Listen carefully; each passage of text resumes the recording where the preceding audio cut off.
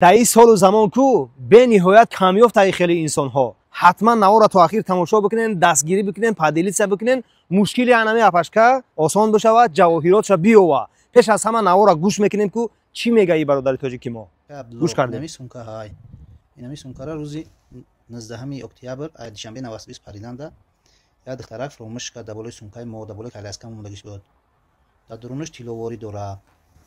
همین صاحب شب بگیم که بیاوه بگیرش برای در شهر نواسه بیاوه. این اختان شاهدی حال شدین. نوارا کو حتما دستگیری بکنین تا مشکلی ای اپاشکمون آسان بشه و همین سونکاچ بیاوه جواهراتش بیاوه. ما قطعی برادرمون صحبت کردیم گفت که ما همش نشون نمیتیم به خاطر که لیتسوی یعنی که چهره همو اپاشکا دیادم نیست.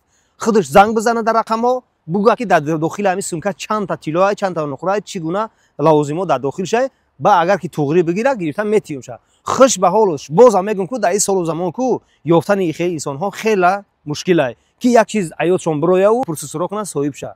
با این خاطر کو حتما نوار دستگیری بکنین. ثوابش هم در ما هم داش ما میرسه. به خاطر که ما نوار کردیم شما پادلیت کردین مشکلی ای اپاشکا را با همه واسطه خداوند آسان گردون. تنتون صحت باشه.